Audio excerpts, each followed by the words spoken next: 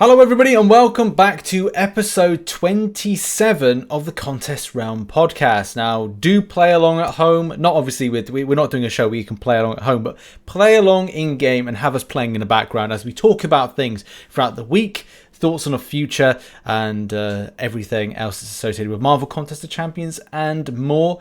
Do bear in mind we are available on YouTube. There is a playlist, SoundCloud, Spotify, and iTunes. Check the links in the bios and description for that. And as well, my co-host, who is Dan of Frontline MCOC. You can find all of his work. That's helpful stuff for the community, guides and accumulation of various content curators at www.frontlinemcoc.home.blog. We've got a big show today talking about Houston. We have a problem because sugar, we're going down swinging. All the things this week when it comes to competition and more. Dan, welcome. Hello. Hey, so the Kabam dev team certainly got more than they bargained for this week, huh, Rich? Yeah, and Dormammu, we've come to bargain, or Kabam, we've come to bargain. I don't know. Anyway, one of the two. Just well, it's kind of same thing. It's like it's everything on repeat, or it's like what has felt like.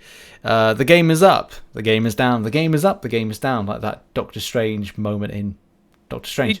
It was a really, really weird week in how things were kind of falling apart all week long, because we've had outages before, right, where the game is just out. But this is weird because it was sort of like this which part of the game isn't going to work right now. Like, it seemed like the event quest was fine and the story mode was fine, but then we had all these AQ problems and Alliance War and arenas disappeared and events went away for a while. So it was this ongoing saga the whole week long. Yeah, I you just didn't know what was going to be. You're right. Didn't know what is going to be going down next. I know that Kabam they haven't really gone into too much detail, but I guess there's only a certain amount as a company they're able to reveal. And they did say that this was due to infrastructure issues. Now, you know, here's the thing. Do any of us want to really pry into the information from a $1 billion company? You know, it's like us going, oh yeah, I've got an interest of why Coca-Cola decided that they had like a load of dodgy bottles. Like, well, am I interested in the machinery that may be kind of causing the dodgy looking bottles? Do I want to know that they're dealing with it? Yeah, of course. I want to know that, you know, for the rest of it, it's not dodgy bottles, but as long as the taste is there. I know that's kind of like the best example I can find out. Like, I guess for a lot of players, I don't think they really they appreciate that level of honesty to say infrastructure. They don't know the full scheme of it. They just want to know that the game is going to be working in the future. But it was a very major issue. What has it was a real snowball effect, right? Because it started on Monday with Alliance Quest, and we had that double false start. If you remember, I don't know if you start Alliance Quest with your Alliance, but I believe I started that one for mine, and suddenly it said 18 minutes left in the Alliance Quest as soon as we started it. Yeah. So the Alliance Quest pretty much immediately concluded, and then they were like, okay, we're going to try to restart Alliance Quest in an hour, but pretty much the same problem happened. So they just had to call it off for the day and then move it back and restart the 5-day cycle of Alliance Quest on Tuesday. Yeah. Now, what was good was that at least we got 30-minute timers the whole week. Yeah.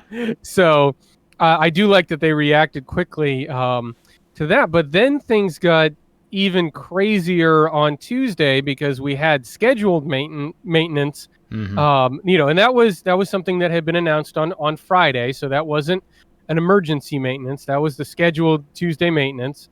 But then coming out of that, war matchmaking suddenly became an issue, and that's when things really started getting funky with like the game going down and back up, and things like the solo events. Was that when the solo events started having the issues? I believe? I think it was. I woke up.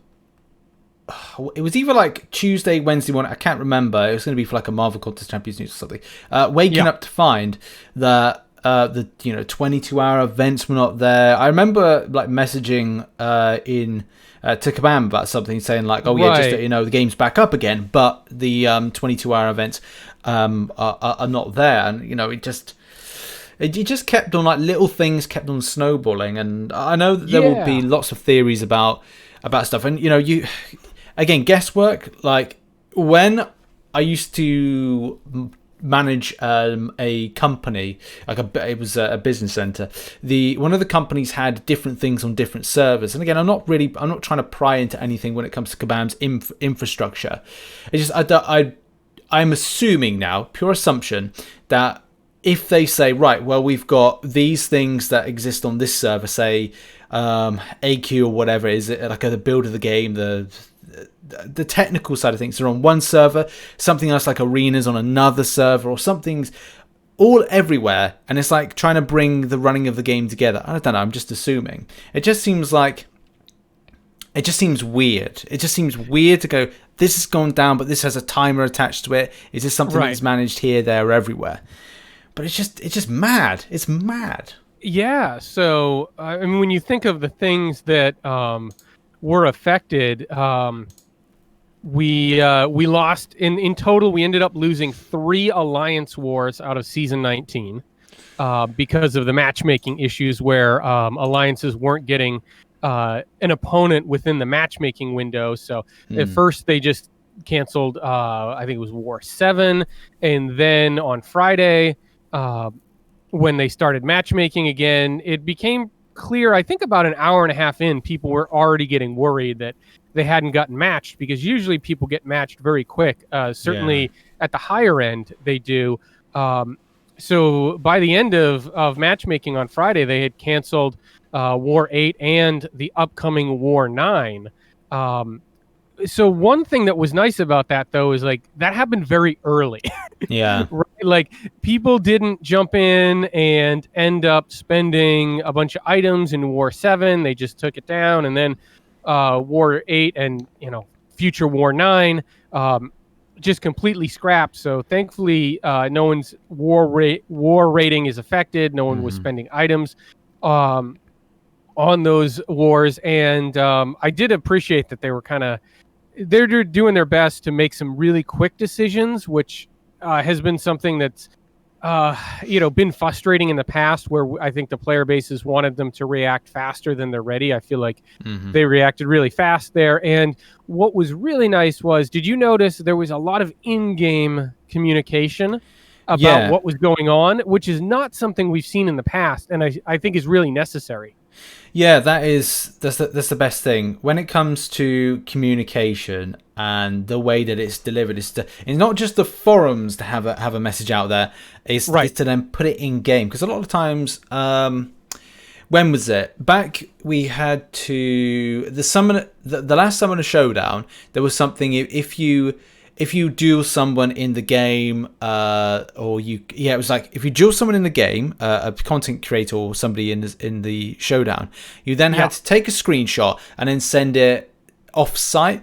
And this is the thing about them getting the idea. Like, players were saying, like, look, it'd be great if you could then do the fight in the game, or send it via like either a ticket, or have something where you've done it. You've done the fight in game, and that's it. You've kind of like enrolled yourself, so to speak, in whatever competition with it. Keep it in game. It's just so that players don't have to run multiple things. It's a case they can remember it better. And having, as you said, that communication in game, it's just so much of an improved element. So I hope that they continue to do stuff like that in the future as well. Yeah. Certainly if they do that Summoner Showdown duel again, maybe that can be like a solo objective next time. Like that, something like that, where it is totally completed in game, and then they can just pull a list of who completed the solo objective. I don't know how reasonable that is or not, but I think the point is, it's really important to communicate within the actual game, because not everyone is out there in the community and on the forums or watching YouTube videos or whatever. So that's certainly important. I think one of the things we really saw in full effect this week was how much people like their grindy events when they're gone, because as you pointed out, people really miss those 22-hour solo events when they were gone. But then once Arena disappeared, Ooh. oh, boy, people had way too much free time on their hands. Yeah, I mean, I've just started going back into Act 6.2. I mean, I never realized how much I dislike a lot of Act 6.2 in its current form.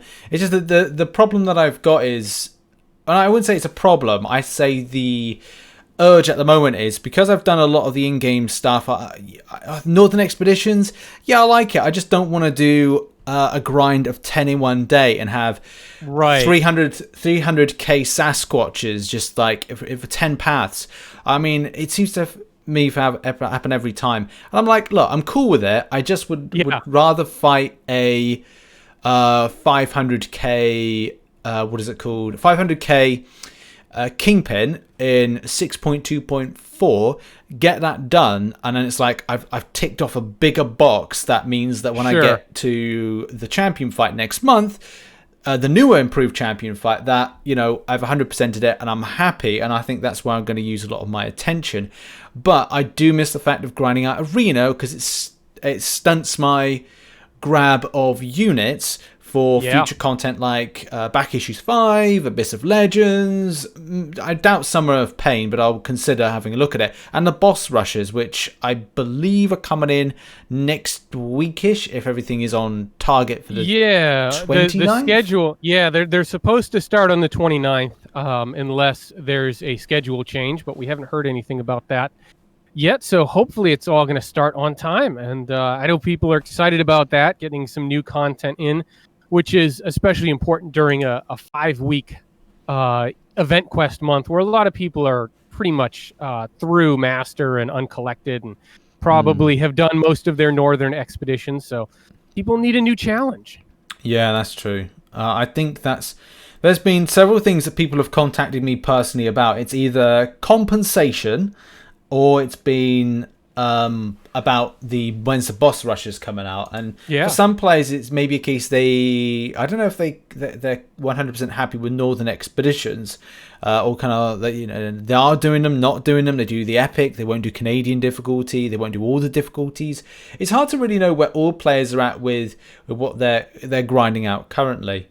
It's been really interesting, especially with the Canadian difficulty having that level 55 gate. So there's people who have accounts that are that mature that haven't really gotten into much of Act 6. So you can really tell who's seeing the nodes for the first time. And I know there's been a lot of people in my frontline chat group online that have really been sort of crowdsourcing ideas of, like, how do I deal with buffed up? How do I deal with diss track, and things like that, right? Like caustic temper, because there's some tricky nodes there, and they need to know, like, who's the counter? How can I get by Sasquatch this many times? So it's been kind of cool to see some people kind of push themselves and work through Canadian difficulty. But yeah, it's not easy if you've just got an uncollected roster, or even a maybe a beginner intro cavalier roster, if there is such a thing. Yeah, I know that there's been a lot of feedback on it. I've collected some articles which I was going to put into Marvel Contest Champions News tomorrow, but it has been something. Now that we're getting close to the end of Canadian difficulty, there is a big load of feedback as to, has it ticked boxes? And this is the problem. Because there's so many players, as you said, so many players at different positions of the game, which hold either the Cavalier title or hold maybe an uncollected roster, but have the Cavalier title. And whether or not the Canadian difficulty was too difficult for them, and for those that are, you know, at endgame with rank 3 6 stars, are going, this is too easy. And that's the problem, isn't it? How do you meet in the middle with these particular thought processes? And it's going to be difficult for a long time, and I think it will be going into the next time that Kabam put in a new titleage system, that again you'll start seeing the divide in what players will be, you know, the whatever the next one, Cavalier, what the next one could be, I don't know, Dynamo level title. You know, as soon as we get that particular titleage, will it then separate those that are have X amount of champions, X amount of coverage, X amount of starage, and again, separation. That's going to be the other thing as well. Yeah, there's always a bit of separation anytime they add a new title, and that just comes down to those daily crystals, but it also comes into play with deals and compensation, and titles are a big deal in this game. Yeah. On screen at the moment, if you're watching or kind of like listening on YouTube, I will listening wherever. I'm just going to throw out. There's something of a link to a poll that's being run called "Was Canadian difficulty suitable for cavalier difficulty?" So Canadian difficulty suitable for cavalier difficulty. And you've got the options. I was satisfied with the rewards and difficulty level. It was too easy and rewards sucked. It was too easy, but I was happy with the rewards, and it was too difficult. The rating is that 62%, 149 votes, say I was satisfied with the rewards and difficulty level. 9%, 23 votes, say it was too easy and rewards sucked.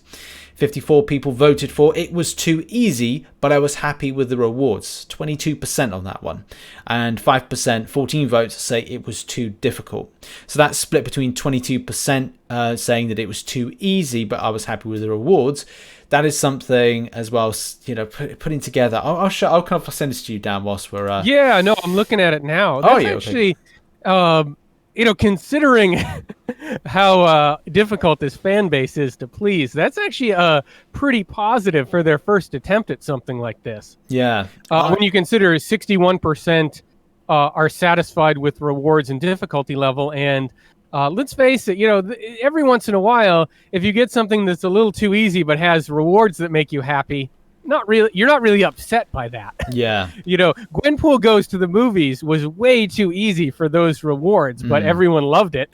Yeah, exactly. I think it came a good time. This sometimes the game is that it's fun. Other times, it is stressful. Yeah. It's stressful to kind of like always think about. And as I get older with the game, it's going like it takes me longer to consider counters for things and preparation. The same thing with like incursions. Incursions is high levels of thinking on the fly. And that can be like thinking, okay, well, the enemy is going to have evade. Sugars. I've got Iceman. I've got this champion, another champion. Oh, hang on, Iceman's got that ability with his freezing abilities that he's able to do stuff that works well with that. It's double immunity because that has got maybe a bleed node on it as well. So bleed so it's again thinking on the fly, and preparation is kind of so key with this. Oh, you're so right, and I've been experiencing the same thing with the epic modifiers this week in Alliance Quest. Things like we were playing, you don't think of some of these things until you're in the middle of the fight, and then it's too late, and you're just like, oh no! Like we were playing Parry Curse, where that reduces your parry window, and normally that's fine, but I was playing Ghost Rider, and I'm just going like, all right, I'm gonna throw a heavy and try to heal up, but Parry Curse was on, and I didn't have my parry window, and I couldn't get the heavy in time to activate Ghost Rider's healing, and then I got wrecked. This is one of those things. Like, okay, that cost me a revive because I wasn't thinking about that going in. Yeah, and that's the thing when the complexity comes in for the game. I don't know if... Look, I know there's going to be people out there that love the complex nature to it, but sometimes it's all about either going like... I guess another thing with Canadian difficulty, if we're going to keep on the subject of that just for a moment, is time. Quality of life improvements from like time aspects. You want to be quickly in and quickly out of the fight. And I know there's some elements that I didn't like about Canadian difficulty because of the Sasquatch fight, and maybe I think it's a Sasquatch fight because for me it felt like it was like a mini boss within it. And it's he's a tanky boy. Yeah, and it's the time. If it was more of a quicker fight, then I think I would be happy with that. And yeah, for a lot of the time I'm just using Archangel to kind of just tick off damage and just like just hold out, swipe back, a few intercepts here and there.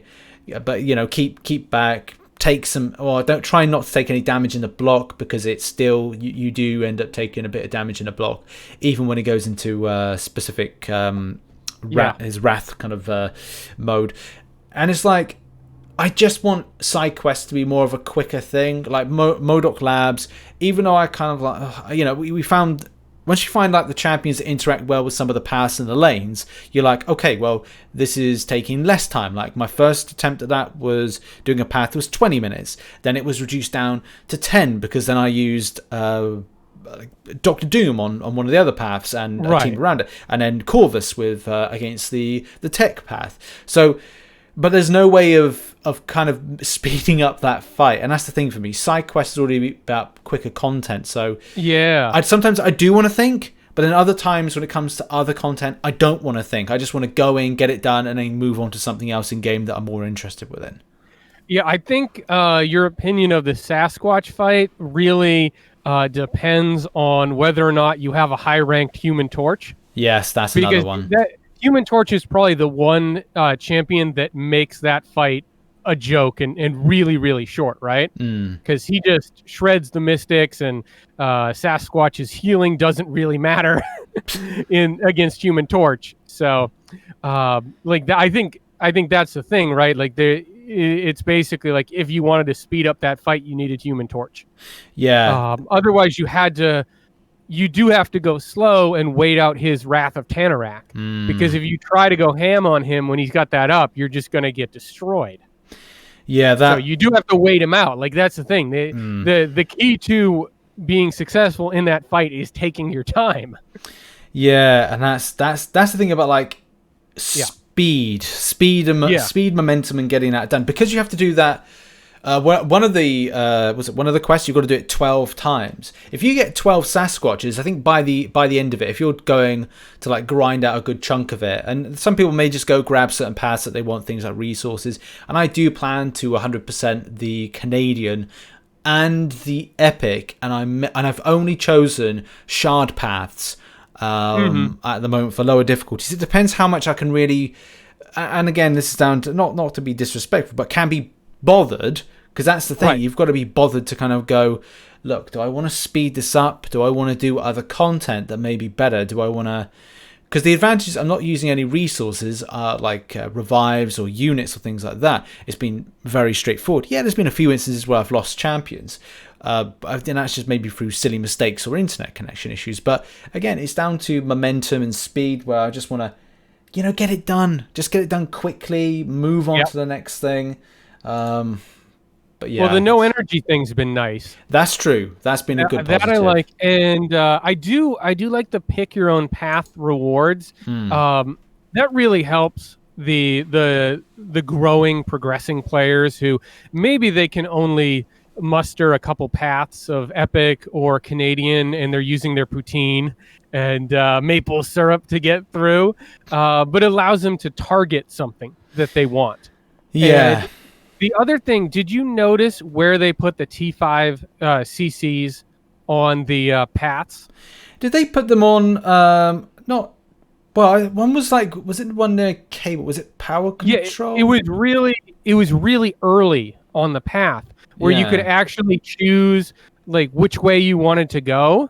Like you still had all the options of where you wanted to. Like you could either go to, I think it was like up or left. Or whatever, you could still go to like 2 of the 4 quadrants, and then each of those had 2 lanes.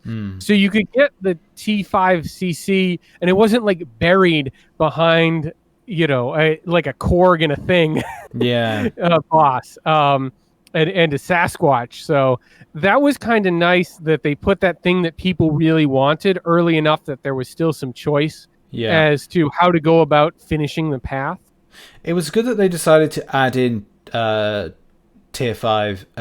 Yeah. They need to do a little bit of that here and there. Just sprinkle it in. They're not going to open the floodgates yet. We know, but we have to get a little bit so we feel like we're getting somewhere. Yeah, because it feels weird that it's not. Well, I guess we're not at a point. I suspect next year you'll probably find a point that it's included more into more volumes into map crystals. Yeah. Is it in map 7 crystals? I don't think it is it? I think it is. I think there's a small chance to get them. Okay. So I reckon it won't be till next year that we'll probably properly see a huge volume. Once we get tier 6 class catalyst, because that's where we go with rank 4 6-stars. Am I wrong with that one? No, it's not. It would be further on than that if they did that. I'm trying. I think it's the tier 3 alpha. That's tier next. 3 alpha, right? Okay. So if they went, it's been a while since I've looked at the chart of where stuff's supposed to go. Yeah, this is lower scale problems for. Yeah, we're not even there yet. But the next step really is cavalier difficulty in September, and to see what is the tier 5 CC gain we can expect on a monthly level. But of course, because it's a class-based resource instead of a generic, that really slows you down. Yeah, and I don't know what. Well, that's the thing. You're right. It does.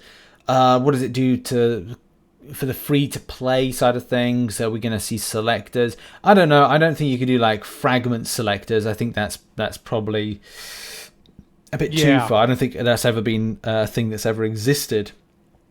Even into like the Black ISO market, it's just a full tier rather than a chunk selector. Yeah, I mean, a T5CC selector, even percentage based, like we've seen in a couple cases, is really, really valuable. What Kabam would kind of look to do. I'm kind of happy with the randomization of it as it is. I mean, let's face it. For me and several, well, I don't know, for somebody that wants to get it, you're not going to be able to get close to it. If this is your first time grabbing a anything more than 2% or a regular 2%, then you're going to be like, okay, right, this is the first time ever, so next time will you get a larger chunk? Maybe not. So it's not going to make much of a difference. I think it's just going to be a long time. Even from exploring Act 6.1, you only get a 25% tier 5 class catalyst. So say you've got that for the first time.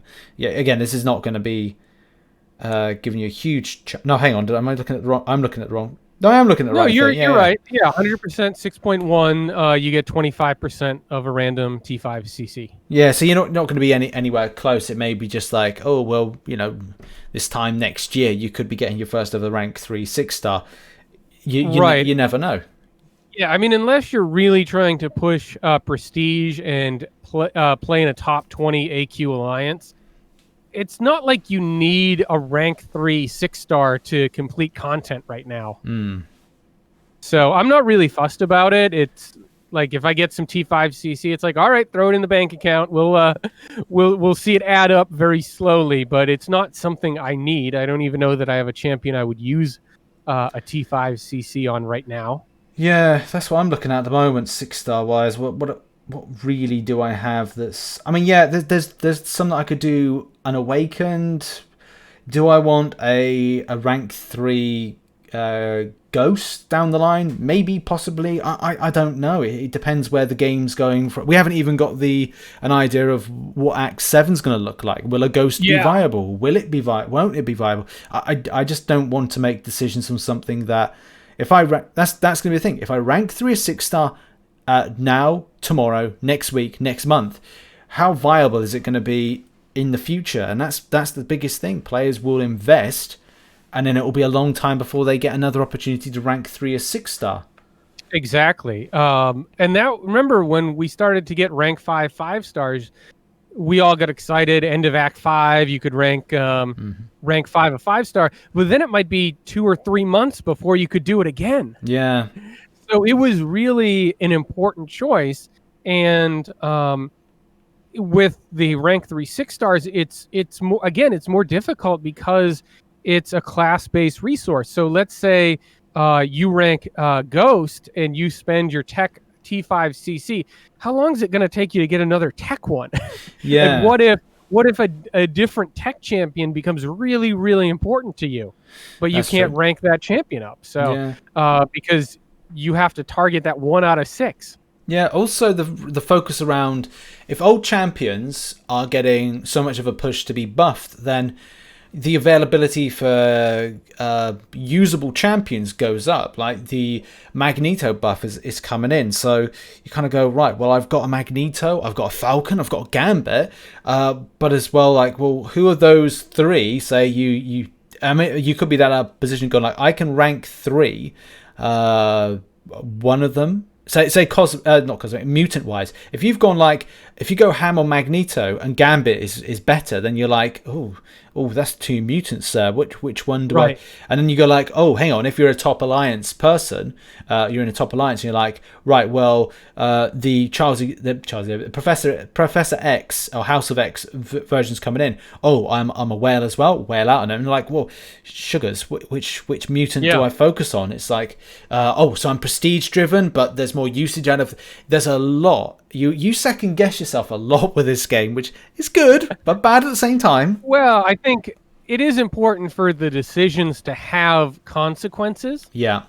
But you're right. It takes so long to accumulate really important items in this game that sometimes it can be a bit much, and it can paralyze you. So I think we've all been there, like just staring at the ceiling, thinking about a rank up. Should I go this way? Should I go that way? So that's why it's a little fun, like where we're at now, where you can get so many tier 2 alphas and tier 5 basic that the 5 stars, like you can pretty much rank any 5-star up to 565 that you want now if you're a mature Cavalier player, and it's not going to cripple your account for any length of time if you've made a mistake. Honestly, the hardest part right now is getting the right T4 CC for me. Like, I have so many Cosmics I want to rank up, and I just can't pull Cosmic T4 CC without putting another class in the overflow. God. It's brutal. I mean, for me, I'm at a position where I hold on a lot to stuff. I'm still holding on at the moment. I do need to I may even just rank up just loads of weird champions. I get too many people saying, rank up this champion. You should rank up this champion. It's like, I'll rank up which champion I feel is best. And that champion will be King Groot. That champion will be King Groot, especially if I'm looking to do incursions down the line. Oh, he gets like significantly buffed. That'll be the next step. But I've got to make decisions soon and do videos and stuff like that. Yeah. Do you have resources expiring? Yeah, coming close. I think I've got just looking at now. I've got got 10 tier. Not in inventory, but I've got overflow for tier 5 basic, 2 tier 5 basics in the overfill, and then I've got a load of tier 2 alphas and tier 1 alphas and tier 4 basics. Oh yeah, so you're getting there. You've been pushing it. Yeah, I've just got to make decisions on rank ups. I'm just holding on too much, and that's the thing. When you reach a position where I've got loads of champions I would like to rank up, but as well, I'm holding off on certain things like buffs that are coming up out for champions. Making decisions that, do I have duplicate abilities, or do the champions have something that another champion that I've already ranked 5 has? Am I looking to rank up stuff that's more unique? Am I saving up, or no? Am I refocusing for Act 6 for the future? I'm preparing for class gating systems, so therefore when it comes to it, and then ready with my champions to go down through those gates. I'm going to be, or maybe you need someone specific for variant 5. Yeah, exactly. We don't know yet. So it's all about that order of operations, right? You have to figure out like what's your plan, what's your priority in the game. So that's how I always encourage people to think about it, is say, all right, well, what's the most important thing? Like, rank things. Like, what's the most important thing? And then put a plan together for that, and then move on down your tier list. But at some point, you can't be upset if you don't get to do everything you wanted to do. But if you got the most important thing to you done, then you're in a better place. Yeah, that's true. Right. So one of the things that there's a lot of things questioned about last week. Oh yeah. In particular, there's the solo events, alliance events, and as we know, summoner advancement, which is now 6 days. Not to mention the fact that for me, I absolutely love it. Sundays And sometimes I flip between doing some of the Crystal Trove, but I absolutely love the fact that today, in a very big rarity, I get about 2 to 3 hours free of just like me and Em will just watch a couple of movies, and I'll either do arena or I'll do questing or not play at all, just take a little bit of a break. Yeah. But today, I'm going to have the ability to grind for units. So that 3 hours is going to be reprioritized to do that. And it's great to know that we've got an arena where you can smash out units on a Sunday. So Absolutely. I'm pretty excited about that. It's pretty cool, yeah. Yeah. And then Sasquatch will get his first arena on Monday. Yeah. So that was normally going to be round 2. So what's going to happen is Monday, Sasquatch will get his first round of featured arenas. And then on Thursday, he's going to get his round 2. But there'll still be the normal featured arena that was going to run on Thursday anyway. So there's going to be double featured arenas next Thursday through Sunday. See, that's what I'm looking forward to. I think it's going to be quite cool. So if you're really going to grind it, then there's a good opportunity to pick up a lot of milestones and stuff. So use it as an opportunity. I know that there will be the boss rush, but for me, I might do like a massive arena grinding over space of 2 to 3 days, just constant streaming, and like I said, good opportunity. If you're saving up for stuff in game, a good grind, grab it whilst you can. This is going to be a very limited opportunity. What's going to be interesting though is if your prediction comes true as to who is Thursday's featured arena champ. Yes, now that would be apt. Because then people are going to be like, which arena do I do? Do I get Sasquatch or do I go for Wolverine? Yeah, that is going to be a good point. Oh man, I hope they do it.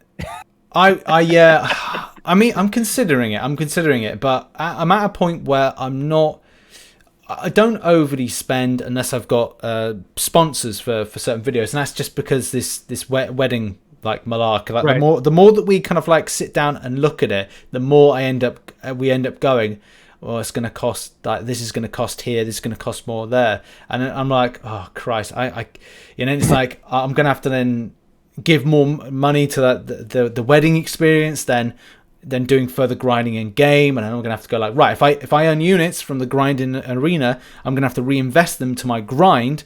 Right. So it could be a case that I'm sitting on about 2k units at the moment.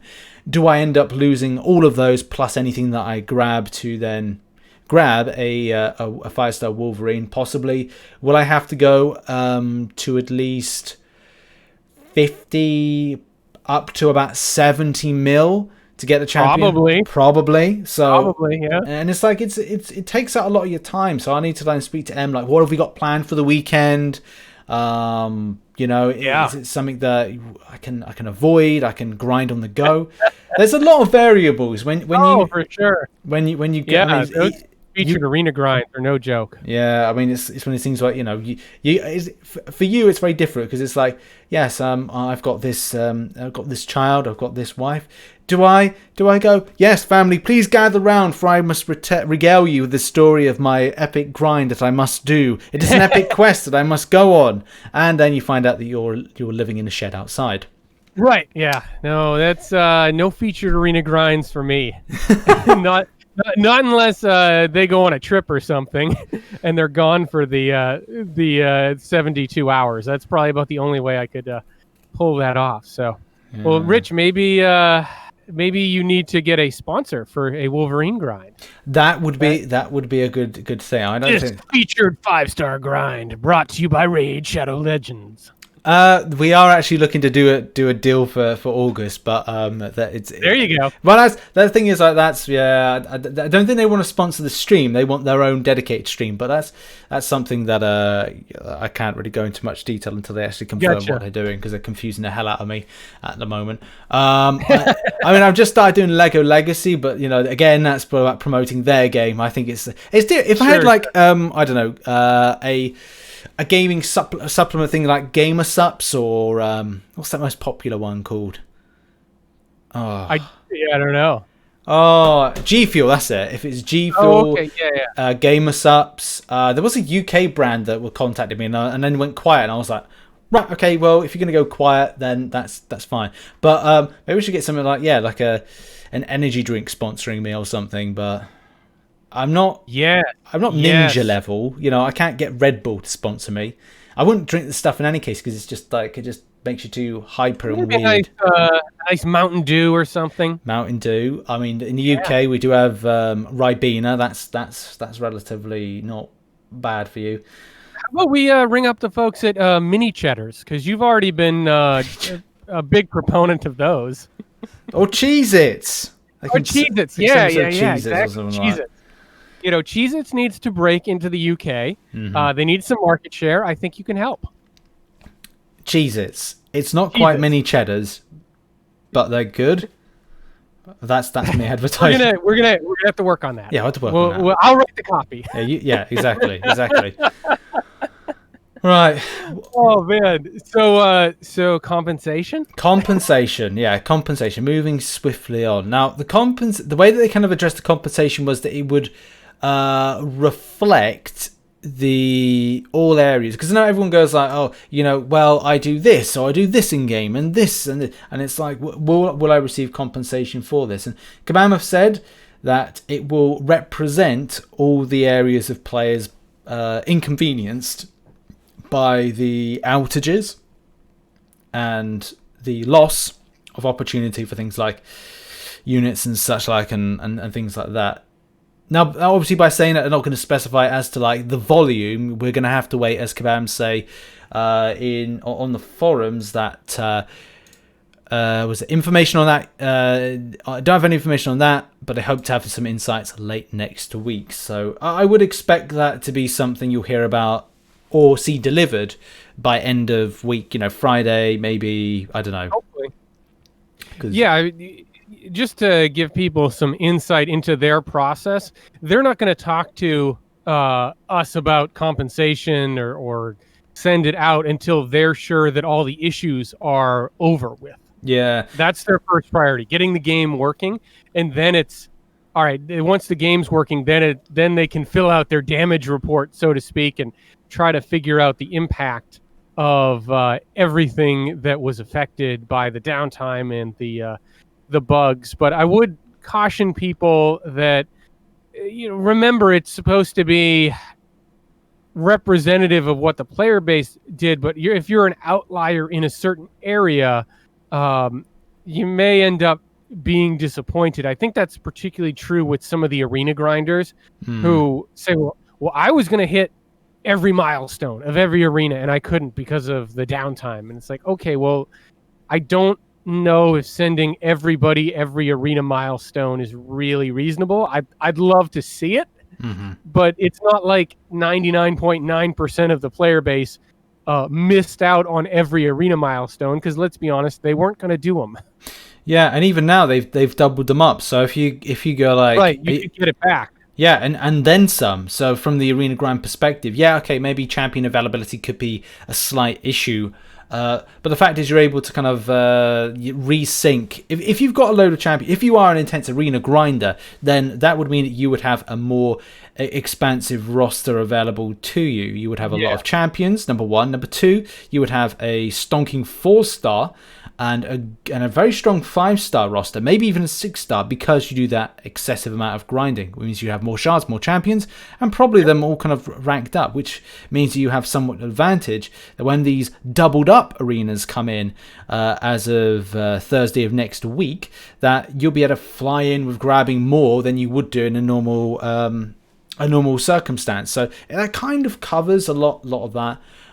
I mean, it does. I mean, I still hope that there's some units, some battle chips, some gold, and some glory in this compensation package. Yeah. I think that's important, especially the units and the glory are important, because then you're giving out a currency, and that lets people address their specific problem individually, because they're never going to be able to say like, oh, like you used 2 items in the AQ that got canceled, so we're going to send back those exact 2 items. Like there's too many of us. Like they could never pull all that data in a reasonable amount of time. I think with this compensation situation, as Dan said, don't assume or don't. And that's the thing. I don't. Me and Dan won't be guessing or going like, oh, we think you get this, get that. I think it's easy to go, okay, well, what are the things that were affected? Units, boosts, battle chips, and saying the type of things you should see, but not the volume. Volume is going to be incredibly difficult, even for us to predict. And Kabam won't benchmark that past the CCP. This will be done on the area's logical and, again, inconvenience that players have suffered during these times. And I think that, I know people are quick to go, we need compensation and we need it now. But if Kabam compensated, when was it, like Friday or Saturday, what's to say that the game wouldn't be at a point of just kind of, if they weren't able to do the stuff they did on, was it late Friday or early Saturday, or when? Well, they were still, I think they canceled the 2 wars late Friday night in the U.S. Yeah. So that's the thing. Yeah, that's the thing is, like you said, like they have to fix the game before they can compensate it. That's just it. Yes, it means that it's going to take some time, but they don't know the extent of the damage to the players until all the issues resolve. And this was unfortunately one of those cases where it was ongoing issues. It wasn't just like an 8-hour outage and then the game was back. And you're talking about missed wars, right? Like you continue to add on these missed wars. Well, that's a lot of rewards when you consider the shards that you get for winning a war potentially. Yeah. And then multiply that by 3. Yeah, exactly. There's lost. That's the thing. Would we have known if Kabam said, right, okay, well, these are the areas we compensated? Or what about Kabam? What about the missed wars? What about the missed extra arena? What about the 22-hour events? And it's like, well, look, capture everything, and then deliver on what it needs to be. Yeah, I mean, they've been. I know people are frustrated, and this had a big impact and lasted a while, but. They've certainly been communicating. They've been working hard. They don't want the game to be having all these issues. I definitely know from our interactions with the CCP and what I was seeing on the forums that these guys were putting in some really, really long hours and making their best efforts to fix this stuff. But it's a complex game ecosystem. It takes time. Exactly. I think for me, rather than me kind of getting incredibly, not angry, because I can't be angry at a game if I'm frustrated and the game isn't working. I'll just play another game. And again, not to be rude and not to be like decisive and kind of zero tolerance on it. But that's the thing. Like I would be disappointed, and I guess I have been disappointed in the last week, but if I was frustrated or angry, I would just go, well, screw it, I'll just play another game while they sort that out. I think I was more accepting. Accepting is not the right word, but I was more tolerant on the fact that they'd very early stated they would do compensation, which then allows me to feel like not smoothed over, not buttered up, but at least go, right, well, they've gone, we will compensate this. Right. They realize that it's a big deal. When they say that, yes, there's going to be compensation, because at least it stops all the posts on the forums that are like, now we need compensation, now we need compensation. It's like, okay, they know. They're going to get to it. They know. I think it helps as well, because there's not been too much of a, apart from Alliance Wars and a few other competitive things, I was gutted about that, because Alliance War, is something that I getting more interested in, and I guess that's just because the matchmaking is affecting my alliance in a positive way. Right, same here. Is that self-centered? I don't know. I've had a year of terrible Alliance Wars experience, so why should I have? Why shouldn't I have a better experience with Alliance Wars? But there's been very little content going on at the moment. There's no changes to Act 6. We're in a bit of a dry spot with the game. So whilst it's a dry spot, and the Sasquatch fight was frustrating the Sasquatch arena was frustrating not to be around. But again, like this is the thing, because Kabam have addressed this early. They haven't just like gone silent for 2 days. They've been decisive. It kind of makes me go, okay, this is good that they're addressing things. Oh yeah, I definitely appreciate that they've been decisive and made decisions earlier than we've ever seen, particularly with regards to alliance events, because it's so hard as an officer when you don't know what to tell your alliance. Yeah. Like, are we attacking? Are we not attacking? Are we matching? Are we not matching? Like, what do we do? Like, it's really, really stressful because a lot of your alliance mates may not be as looped in with the communication and what's going on in the game. They're just like, what's going on? What do I do? Should I run my path? Like, so having answers to give people an early notice with this matchmaking stuff was really appreciated. So let's just talk about like what do we think is going to happen with season 19, assuming that matchmaking is fixed and that we're able to match on Wednesday. That leaves us with 3 wars to end season 19. Do you think that having the shortened season of 9 wars with the 3 war break, did that help your alliance? Is that going to hurt you guys? What do you think? This is a difficult one, isn't it? As to what do I perceive, and this is what I guess this is the disappointment in how Alliance Wars plays out, and the fact is it is so important on win and loss. I mean, we all know. I mean, that's a war, win or loss. Yeah, I get it. Yeah, it's kind of the point, right? Yeah, exactly. It's kind of a weird point to start with, but you're further winning good, losing bad. Yeah. My God, it all makes sense now. And we just cracked the case. But from a point of like the rank, one war is great. You won it. You lost it. But it's like the point of, can you turn it around? And for our alliance, we've gone on a very good streak. We're at a point where if we had those extra wars, could we have been at a point of just getting a finish that was very much in the last few positions of Platinum 3, or would we have kept ourselves in Platinum 4? And it's, again, one of these situations is we will never find out if that will be the case, because I think by the way that the scores will work out, we won't be able to cultivate enough points to, if we were to win all the last ones, get into Platinum 3. And that's the point of like, shoulda, woulda, coulda, didn't. Do I care? I don't know. I'm at this point where, yes, I would care because I want the rank, but at the same point, I don't care because everybody is in the same boat that is either unhappy with season 19, and it will be a case that I can imagine a lot of players and alliances will look about changing because they want to, say they're in a Platinum 3 and now they're in a Gold 1, or they were Platinum 4 and now they're in a Gold 2, or whatever, and however they finish off, they may want to jump around.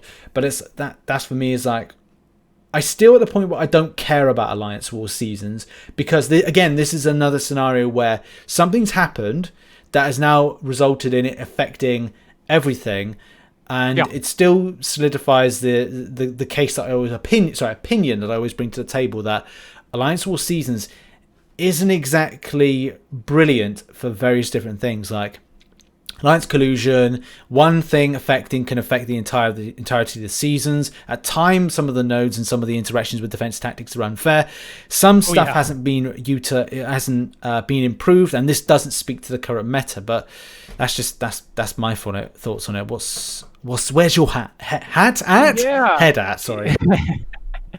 Well, we're sitting in Plat 3 right now, Tier 3 wars, and we're not totally thrilled with having to fight on the expert map, but it seems to be naturally where we're falling with our current win-loss record, because before in the old matchmaking we were a Gold 1 Tier 5 alliance, and then once in this new matchmaking apparently we're a Tier 3, possibly Plat 3, at least a Plat 4 alliance. I think because these wars are so expensive in terms of items, that this is going to help us. Yeah. Because I think if we had to play out 6 wars, we would have had to have done more boss rushing, where we didn't try to 100% the map and just take what we get, simply because we couldn't ask people to spend all those items over the course of 6 wars. Mm-hmm. Especially on the expert map. So I think in a way, if it's a sprint to the finish, it's a lot easier. It's going to be a lot easier for us to potentially hang in Plat 3 for 3 more wars than it would have been for 6 more wars because of the expense. Yeah. So I think in a way this is going to help alliances that don't really want to spend a lot of money on alliance war, Yeah. because it is such a battle of attrition on this map. You know, like you just see people. Like I don't know. Is this the case with your alliance? Are you guys spending a ton of items? No, not Really? particularly. I think Really? it's we're tier. I think we're tier 4. I want to say. Are we tier Okay, 3? so you haven't. All right, so if you're in tier 4, you're still you're not on the expert map yet. No, I don't know if we've done a tier 3 or not. I really can't remember. This is how much I care and how much I kind of get myself Right. invested. You're just like, what's my lane? Okay. And that's the thing. That's I try not to kind of overthink Alliance Wars too much. And it's like my plan is always, if I go in, my focus is not to do a death, and that's all I kind of like. I just like play well, do a lot of damage, try not to die, and try and get the highest percentage I possibly can, which is my new kind of like goal with this particular Alliance Wars season, because I'm sort of taking it seriously, but at a point of going like, just get in, don't die, get a high percentage, and thumbs up, and that's and then move on. And move on. But it's so expensive, because even if you don't die, if you make a mistake and you have to heal up, those potions go real quick. Yeah. That's and there's so much that's matchup specific now that you really have to be conscientious about bringing in the right counters. You can't just say like, "Oh, this is my war team." Like that's a thing of the past. Yeah. You've got to scout. It kind of gets back to what you were saying earlier, right? Like you can't just jump in. You've got to look, all right, who's on my lane? What are the nodes again? What did they put for the defense tactic? Like you really got to think about the interactions before you get your team locked in. Yeah. Absolutely. Yeah, so there's that, and I think the other point of it, if the season is only 9 wars, which it looks like it's going to be, that does hurt the people that were initially mismatched at the beginning of the season due to the correction. Like they're never going to get. They're not going to get to that equilibrium, right? Where they're getting fair matches and actually get a chance to battle it out and win some wars during the course of this season. Yeah, I don't know. I'm still at a point where like, tough situation. Yeah, I mean, I'm just at a point where I'm just unsure about it. But I must admit, like, I have been happy with the way that everything this week has been dealt with. Except for what the future repercussions will be with things like Alliance Wars. Yeah, that's the thing. I'd like to get really angry and frustrated about it. I mean, I'd say I'm frustrated about not being able to access the game as much as I would have liked to have done. There's been a few kind of, I'd say, combat lag and a few other issues this weekend that I've dealt with, which I haven't been too happy about. But as long as Kabam have said, look, you will get compensation and these events will be put in again, I can't be angry. I'll just be disappointed. Just kind of like right. But it's been all right. Yeah. It's been a week, Rich. Yeah, it's been a week. This will be our before we take a break. The podcast is gonna take a break next week, so you'll have nothing to listen to until we're back. So I don't know. I don't know. I might do like a report of the week. I haven't really decided what I might do as another video. I may even do a guide. I don't know. Let's see. But in any case, Dan, what are you up to next week?